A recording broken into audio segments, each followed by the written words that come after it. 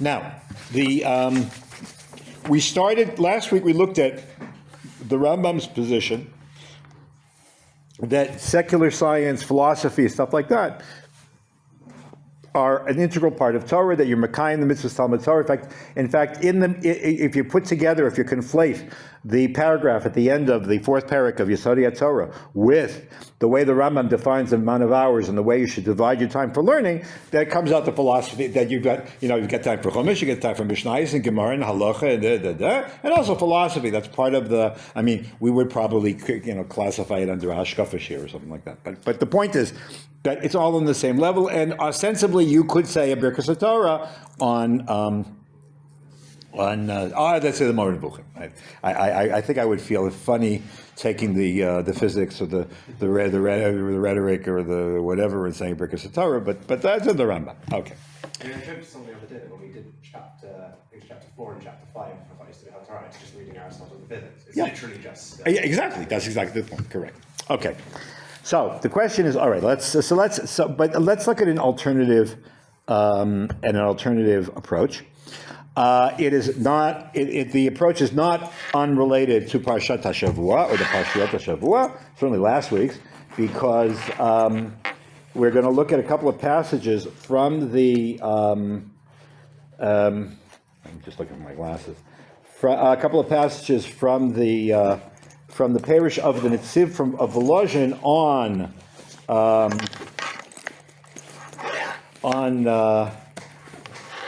not here. Hold on. Here it is. Okay, for a second. Good. All right. Got my glasses. All right. On the Menorah. Okay. Now let me just give a little bit of background. The Volozhin was the institution that was established by Reb Chaim Volozhiner, the Talmud Chaver of the Vilna Gaon, to apply the theory, educational theory of the Gra, which was then was recast and expressed by Reb Chaim as Torah Lishma. In other words, Torah Lishma and Torah. Period. That was it. They didn't study anything else. Interestingly, Bialik.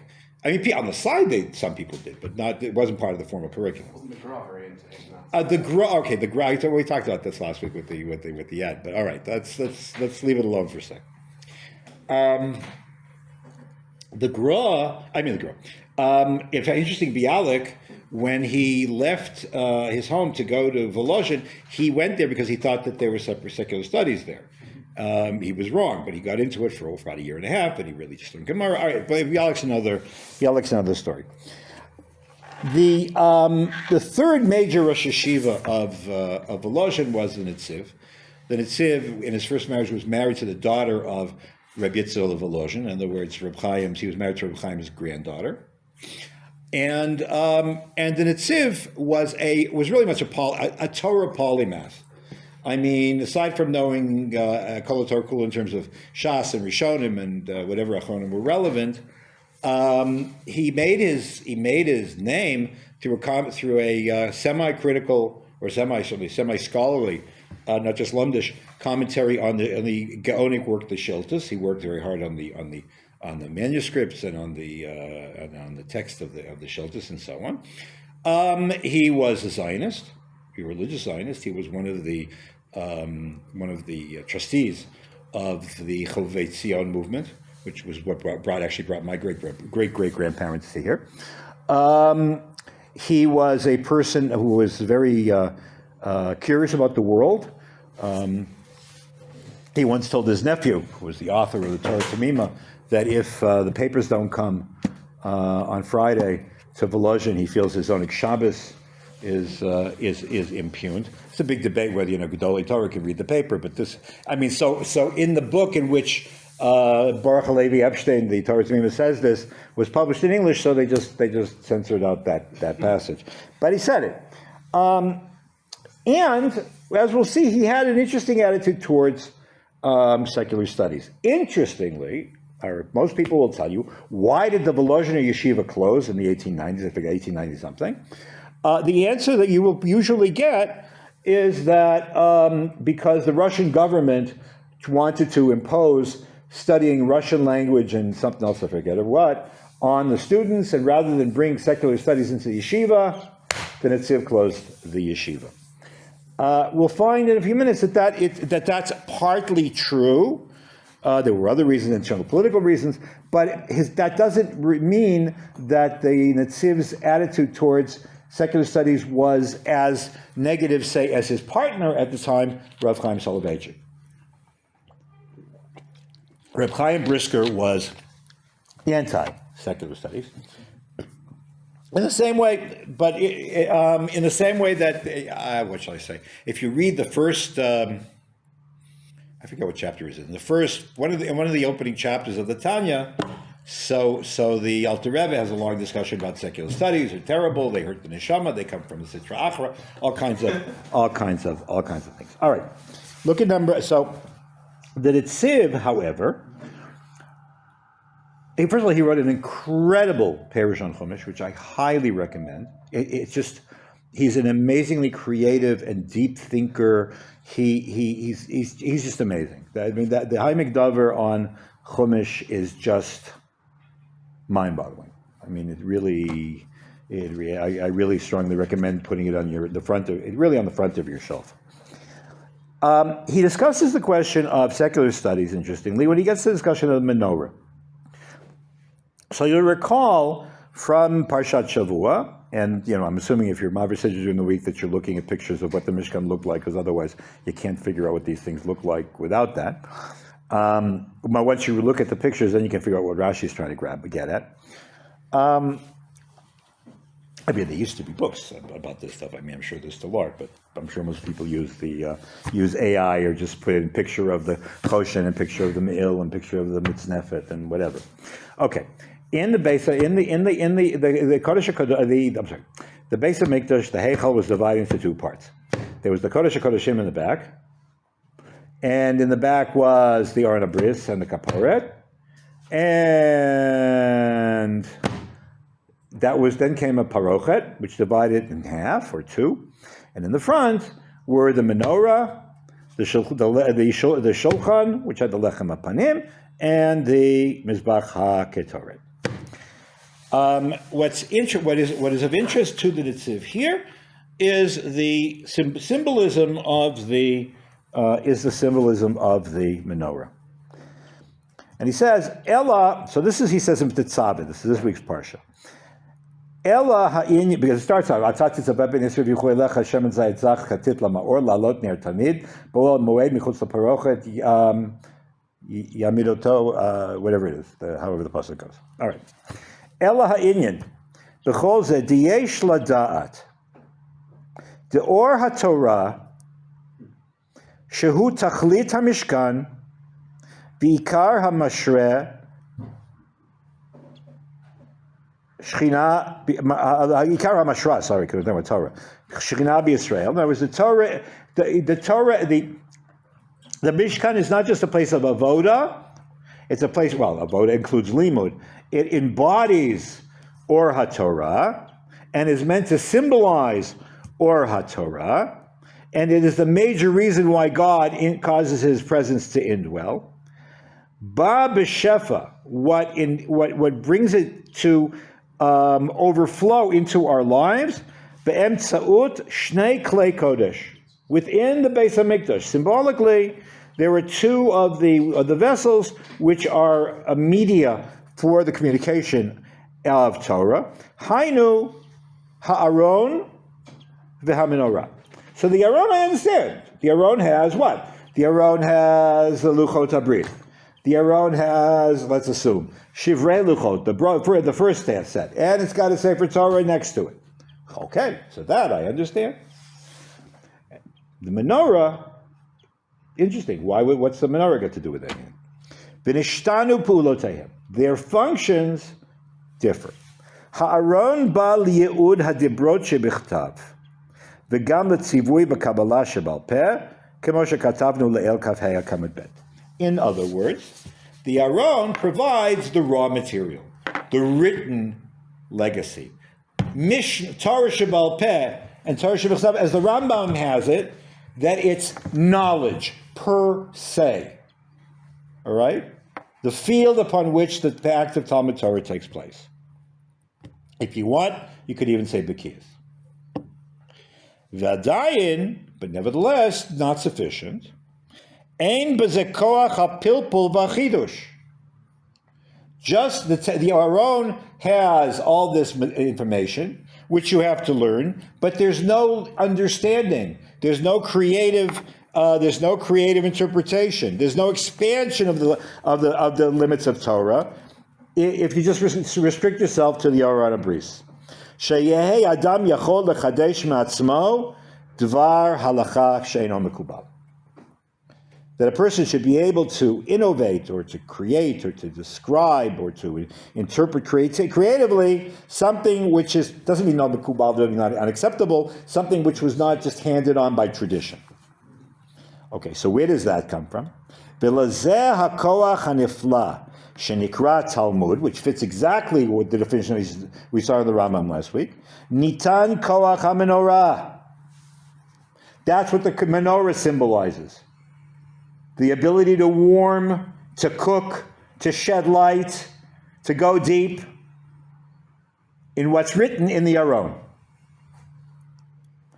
And now he lays a bomb. Asher nichlal bo sheva chochmot. Why are there 7 branches to the candelabrum? You can do all kinds of things with that. They symbolize, they represent the 7 wisdoms, which merge with the fire of the menorah. B'chol kochot hanidrash lepilpula shel Torah. Pilpula shel Torah does not mean kvetching. Pilpula shel Torah means creative, live, vivid study of Torah. Okay. What are the Sheva Chochmot? Okay. So for this, you don't have to believe me. So I'm going to go to the Hebrew Wikipedia just to make life easier.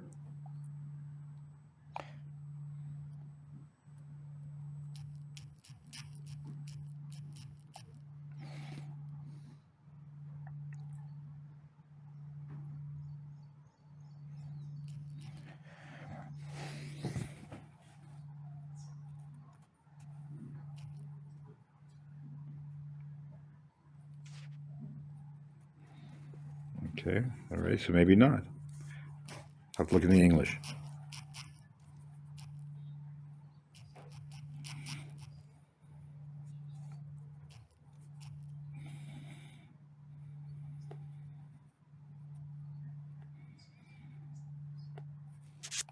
But just a second. Whoa.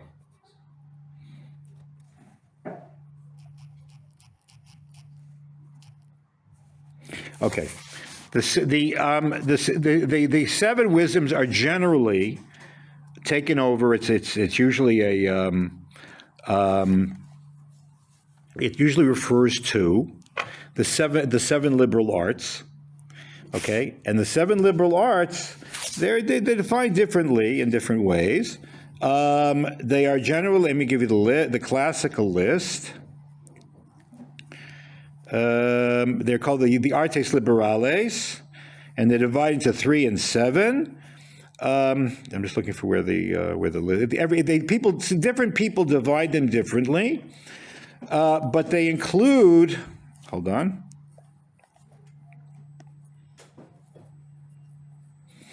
Where are we? Here we are. They include rhetoric, grammar, logic, astronomy, arithmetic, geometry, and music.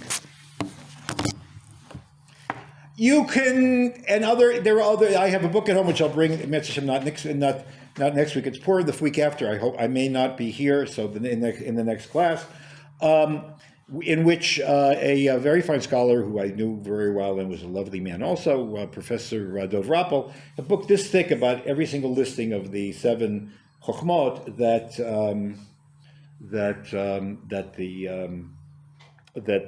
we find in Jewish literature. The bottom line is it doesn't matter what the specific ones are. Might include physics, might include metaphysics, doesn't matter. They are all extramural disciplines. In other words, what the Netziv is saying is that from the beginning, From the beginning, the Torah had in mind to include what we would call secular studies, or some of them, as part of the Torah curriculum. Not only that, but without them, to stimulate thought, to lead to thought, to lead to analysis, to help to be able to deepen one's understanding of Torah, the Torah would have been, well, what happens if there's no light and there's no heat in the room and you have stone tablets? It's cold and dark and forget it. No, it's not accessible. All right, let's go further. V'kol zeh nichlal b'kaftorim ufrachim.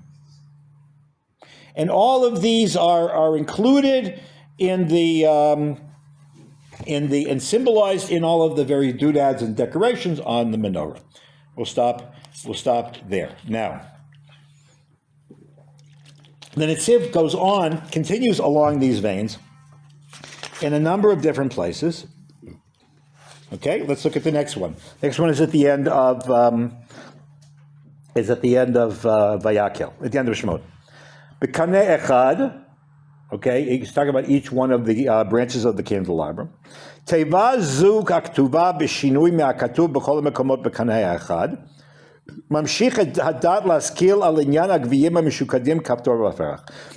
He says this formulation is telling us to sit there and focus on the significance of each one of the branches. Okay. Hine ra'inu b'Rabbah. We found in the Medrash Rabbah and Parshas Miketz, so it's obviously in Brachos Rabbah. The Rabbi Tarfon b'shah shaya echad omer lefanav davar hagun b'Torah haya omer kaftor v'aferach. When somebody's telling him a good chiddush, Rabbi Tarfon a good chiddush, he would say, "Okay, kaftor v'aferach," referring to the menorah, meaning that he's just confirming what or maybe inspiration came from here. What the Netziv was saying, that chiddush comes from the menorah. Whatever the menorah embodies, that's where it comes from. So therefore, if a person said a good chiddush, kaftor v'aferach, you're worthy. What you said was worthy of the menorah. B'sichad Rabban shel Yisrael melamdenu.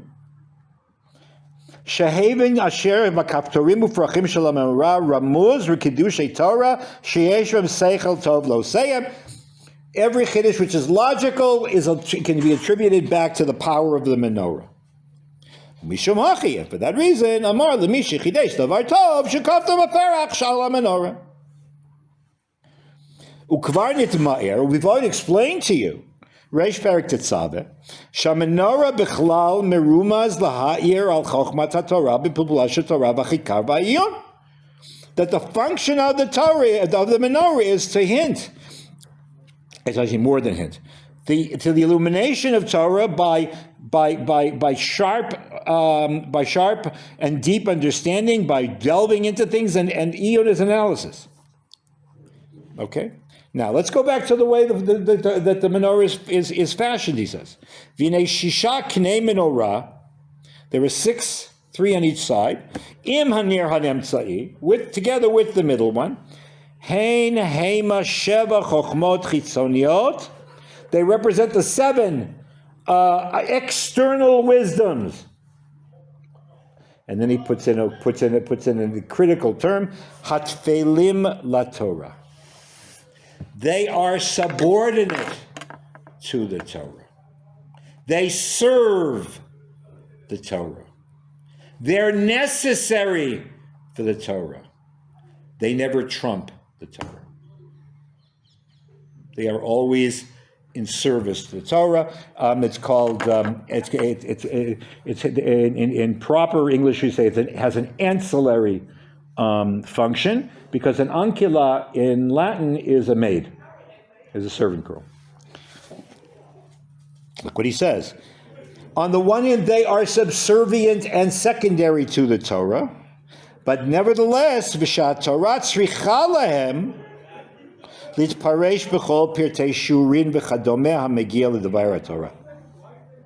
V'al zeh mitzuyar gviyim. We need math.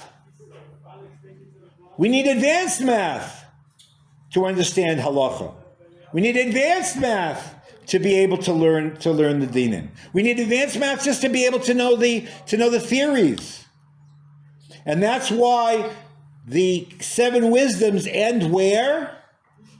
At the end with the little cups where you put the oil and you light the flame of pilpul. So it supports this. So it's, let's call it liberal arts education. Supports the Torah, inspires and engenders deeper understanding of the Torah, but it still serves the light. The light only belongs to Ribono Shel Olam, and therefore it is always in a secondary and supportive role.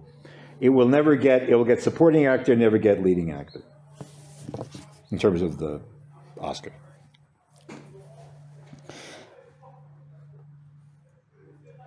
These gviim, these little bowls, right?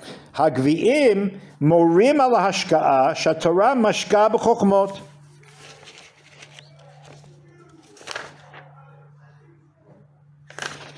Skip to the last few words. Lamdenu, to teach us, shekol ze eino ba ela al yedei shkida b'chokhmot l'shem haTorah. You don't get anything out of it unless you're doing it lishma. You're studying in order to be a better Talmid Chacham, okay? And not any more than that. You're not using Chalila, these external wisdoms, to judge the Torah. Because the Torah, by definition, is superior. By the way, this is especially, I think, relevant in terms of comparing contemporary scientific method and the Torah. Because the Torah says, God says, this is the truth. Yeah, there's room for interpretation, fine. But this is the word of God. Despite the fact that most, or many, or far too many scientists, and certainly far too many philosophers, and certainly far too many over-enthusiastic social scientists say, we know this, and we know that, and this is... By definition, that's not true. Because the scientific method says, I don't know anything. Knowledge is unassailable. Knowledge is proven.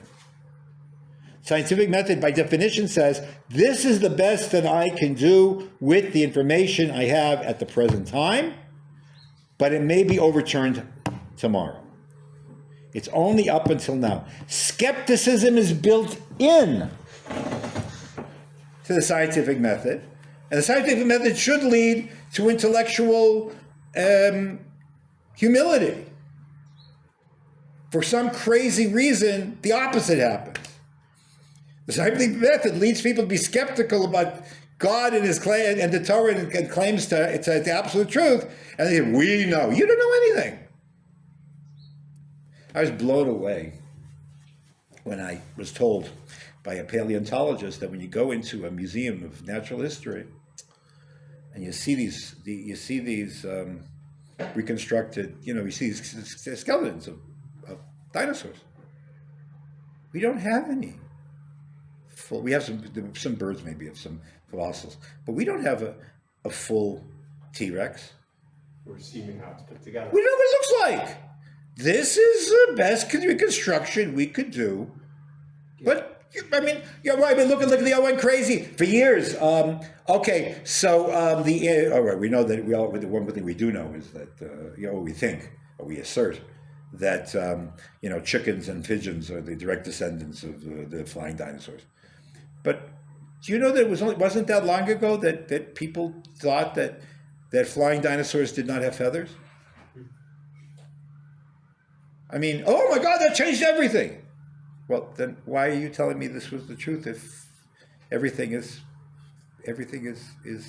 so conditional? I mean, my favorite example. I mean, it's not as earth-shattering, but it's such a good example of where academics get their comeuppance.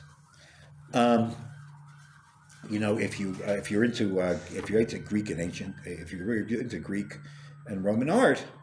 So you know that, especially the pieces that are done in marble, they're absolutely stunningly beautiful in their pristine whiteness. And there were, oh my God, there were books and articles and lectures given about the purity of ancient art and how white was this and this was this. I mean, there was a given. It was a dogma until somebody took a microscope and took a close look at the paint at some of these statues, and guess what? You know what they found? Paint. Flecks of paint.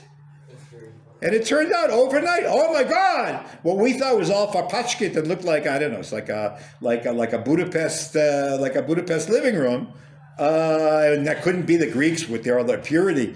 Couldn't possibly have done this. That everything was painted. The Elgin marbles were painted, and all of the paint, all of the portraits were painted, and all the statues were painted, and now we know. If you take a look, you can see what my friend Steve Fine was able to get a reconstruction of what the panel in the Arch of Titus there, where they're carrying the menorah, what it looked like. It's there. The reconstruction, computer reconstruction, is there. So, I mean, really, certainly not to judge the Torah, Khalil. All right, let's go on. Fantastic. Ken, yes. It's interesting that some Rishonim still felt that they had the right to reinterpret Torah in light of contemporary science, even though there's a good chance that's going to make it prove wrong. Right, because there are parts of science. No, so if when I say that you shouldn't, I'm not arguing for a.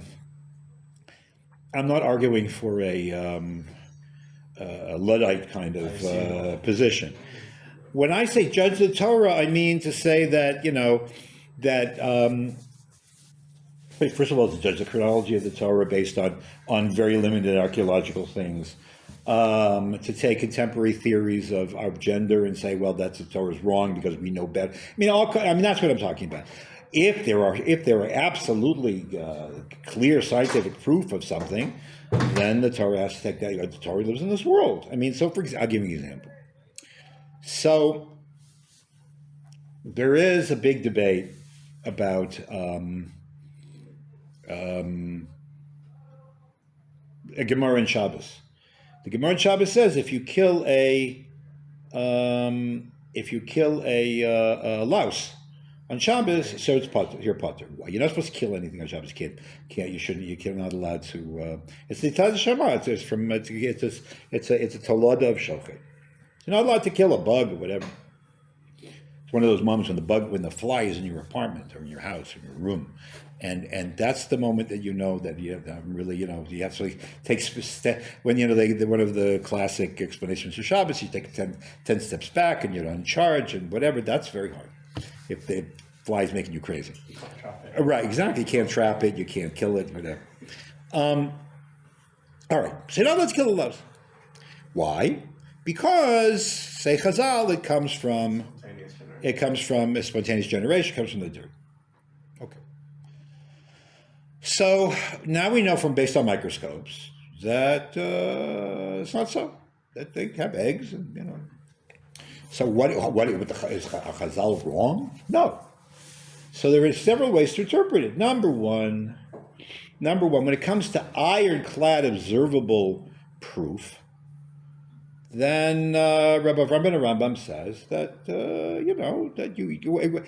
what did Chazal here say? They say we think that based on what we can see that this is what it is. Now we know better, so it might be different. Number one. Another possibility, I think it was Rabbi Tender Zichron Livracha who told me this, but he said we're not responsible for things that are in the subvisual world. The Torah, lo nitna Torah l'malachi hasharis, and you can't see it. So you can't see it. So we are right now. We would go. The Gemara talks about mazikin, about not devils, demons and stuff like that. And the Gemara has a way of seeing the demons, and it says if you could see them, you would go out of your mind. So I once talking to Professor Chaim Soloveitchik about this. So he said he thinks about it like bacteria. We are walking around in the air, and we are engulfed in bacteria. every time you take a breath, you ingest a certain amount of bacteria. If we knew that we were swimming in a jelly that's made of bacteria, we'd go out of our minds. We'd literally go out of our minds. But we don't see them. Halakhically, they're not there. We have to live in this world, the phenomenal world. You could argue the point that maybe you can't breathe because you're not allowed to eat things that are living. Bacteria is living. And the Menorah, they're probably eating a ton of bugs every day. So he said, it's simple. So Raitana said that. We paskin like that halacha l'maisa, because it says, because Gemara, it says on a number of occasions, and the daina l'masha ein of roos, you only have to deal with what you can see. So, for example, in my smicha exam, one of my smicha exams, one of the men I got smicha from, Rabbi Felder's from Toronto, out of the blue, had nothing to do with what I was being forheard on. I was being forheard on taruvas. But he said, let me ask you a question. Do you need to use a magnifying glass to look for bugs? And I said, I don't know. That wasn't on the curriculum. He says, but you're going to be asked this question. I said, I don't know. And he said, no. Because ein l'dayin l'masha evro is something which is low, which a person can't see. It's halachically doesn't come into it's not relevant. This became a business, by the way, halacha l'maisa. A number of years ago in New York, I don't remember why it happened, but there were these discussions about there was some kind of not a worm, some kind of something that was in the water because the filtration system had broken or something like that. And there was a big debate as to whether you need to get by. Of course, somebody then went and said, "No, you have to go and you got to buy this fancy filter for $3 million and put it on your faucet." And a lot of poskim said, "Narishkeit. If you can't see it, halachically it doesn't exist." So that kind of science you certainly have to take into account. It raises, there's all kinds, and there are all kinds of things like that. I mean, there are big debates about pots and pans. Some type of pots do absorb. Some types of pots apparently don't absorb. What do you do? I mean, so this kind of that's hard science. Here I'm talking about something more larger. And also, as I said, the Rabbi Avram ben Rambam says explicitly. We should actually look at the text inside. Rabbi Avram ben Rambam says explicitly that when it comes to straight halacha,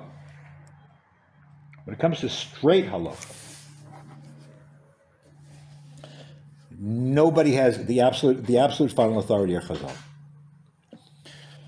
He says when it comes to how does the sky work and how do the planets move and stuff like that, he says they knew what they knew.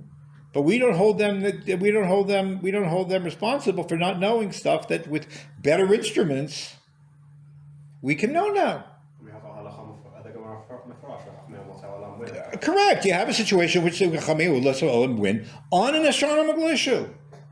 Now it happens to be in the end. If we look, we did that inside. Yeah, so right. So it happens to be that the traditional Jewish opinion as how the planets work, in the end, is closer to what the Jews said than what the Greeks said. All right, fine. So in the end, you could lose some humility from that. But the point is that there's a difference. There are some places where the Torah it explicitly says what I say is dependent on the natural reality. So then, okay, fine. But in other places, absolutely not. All right, so let's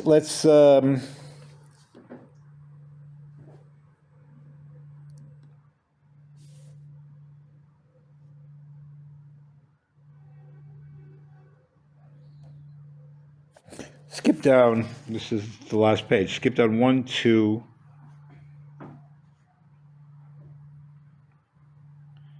3, in the middle. Achar kol zeh, when all this is finished, yesh ladad, ki yesh eze toaluyot sheba al yedei shchida b'chokhma miyuchedet l'shem Torah. There is an advantage to be had by studying specific disciplines, subjects, in order to learn Torah better. Davka lota chokhma misheva chokhmat v'lo zulata. Those we may restrict ourselves only to those disciplines, those 7. And sometimes there's advantage to be had. Sometimes a broader education you bring to bear on other things. You get insights no matter where. All right?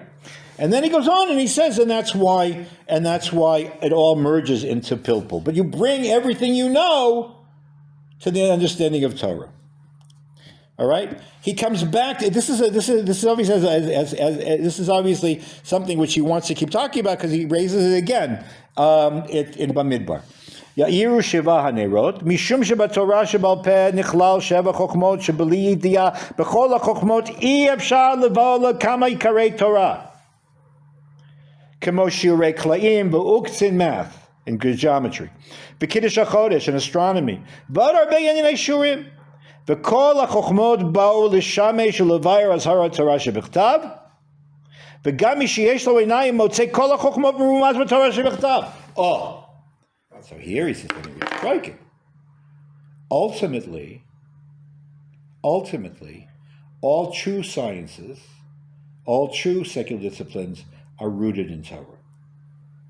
It's interesting. So here he calls them chitzoniot.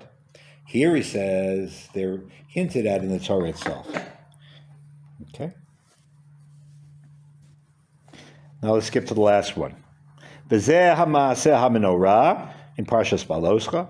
K'moshe azhira HaKadosh Baruch Hu al ha'arat ha'neirot shiyu mechuvanim davka lifnei ha'menorah. L'ramei shetiyeh ha'arat ha'chokhmot la'avinu laskil behema chokhmat ha'torah, because they aim towards the light directs towards the Aron.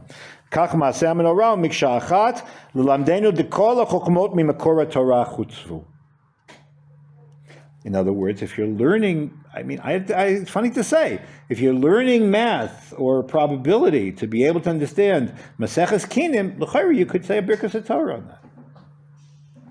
K'fi asher hara Hashem l'Moshe makor ha'chokhmot, and how it works, and that also leads to Hashras HaShechina. So what is the Netziv's position? It's not quite the Rambam. The Rambam would say that that philosophy and the preliminary sciences that lead to philosophy are an integral part of Torah, and I hate to say it, maybe on the same level, or one can't exist without the other. The Netziv isn't saying that. He's saying, on the one hand, since they are required, since one requires them in order to know Torah, they must, by definition, be included in what the Torah curriculum is. However, isolating them from the desire to know Torah is wrong, because they're ultimately there to serve your Talmud Torah. That doesn't mean knowing them separately isn't good. You'll use them to build a building too. But ultimately, their validation in terms of learning is to serve Limud Torah, which means also that without them you can't learn Torah. He says, without them, it's like the Gra says, anybody who misses one measure of Chochmas HaOlam is going to be missing 100 measures of Chochmas HaTorah. So you need to be able to know. So you need to have intellectual humility, and to say, if I don't understand, I'll give God the better sense, the benefit of the doubt. Which is hard for us because we're such individuals. We know. How many times have you heard this? I never heard such a thing, so therefore it's wrong. Right? So, I say this all the time from my stepfather. I never heard of such a thing. But you're in merits. Right, exactly. Yeah. So, but there's an but even though he's taking down, let's call it secular education, taking it down a few pegs here. Also, it's good for Parnasa, which is what they'll always tell you, which is true. Okay? Even though it's taking down a few pegs, nevertheless, It still has validity, and it's not bittul Torah. And it's certainly not apikaisis. On the contrary, you'll be an amoritz and a bur if you don't know these things. How are you going to learn this stuff? You're going to skip those gemaras. I have something with learning disability in terms of numbers, but having been giving the Daf Yomi shir for many years, God help me. There's not three. You can't go 3 days without having to do something with math. You can't. Never mind Erevin and Sukkah and the amounts of things you have to put in the oil and the flour. That was doing menachas and flour and this and how big are the measuring cups and I mean, yeah. How you could possibly I don't understand. Nevertheless, none of this. So it means intellectual honesty, intellectual humility, and saying that Torah gets the best of you. Even though people who are secular will be far more aggressive and far more dogmatic, and far more obnoxious, I think, than religious people. One of the sad things I've discovered after years of being involved in dialogue with non-religious people and so on, is that religious people tend to be, at least the ones that are involved in this kind of activity, far more. Well, the Torah is much broader than secular ideologies are. They get crazy. People get like really dogmatic. They don't even know what they believe in sometimes. I believe in humanity. What does that mean? I don't have to explain it to you. What do you mean? What does that mean? I believe in freedom for the individual. So what does that mean? Ma? Okay. What does that mean? Nobody knows. But you live in slogans. In any event. So a combination of daring and knowledge, and creativity and humility. We'll look at it. After Mitzvah after Purim, we'll look at a Rambam lays this out. Although I can recommend to you now, because I have to leave it a little early today. If you look at the first two Rambams, at Perek Beis of Hilchos Yisodei Torah, Halacha Aleph and Halacha Beis, you take a look, you'll see exactly where the Rambam talks about intellectual daring and intellectual humility. So coming back to Volozhin.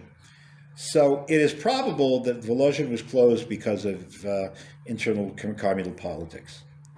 However, it is not, what's the word? Inconsistent.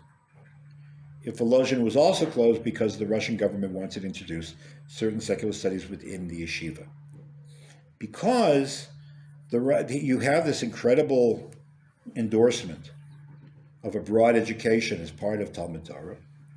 On the other hand, it's fairly clear from other parts of the Netziv that they don't have to happen shouldn't occur under the same roof. When you learn Torah Lishma, you learn Torah in the narrow sense. It might bring to bear things that you know, but it's you say in Latin, sola Torah. Where would you learn the other things? I don't know, gymnasium, wherever else it would be.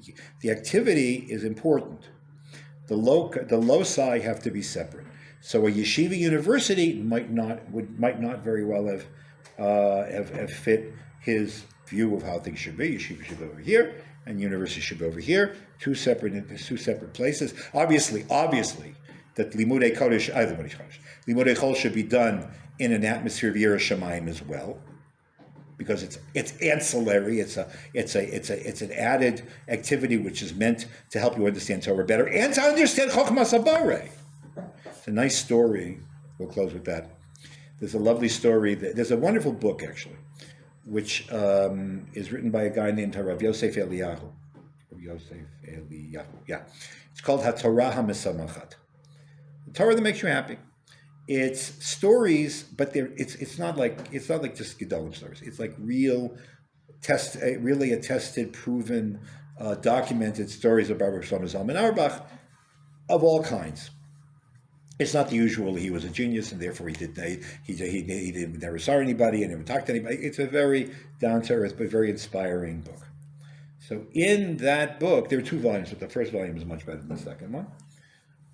In that book, he tells the story that Rav Lau Senior, the former chief rabbi, he took as opposed to many Charedim, he took Bagrut. He took Bagruyot and he got a high school diploma, whatever it was. So he went to Rav Shlomo Zalman, and he said, Rav Shlomo Zalman says, "What are you taking for the Bagrut?" So he told him other things. He said, "I'm not going to take physics. What's irrelevant?" And Rav Shlomo Zalman just looked at him and said, "What?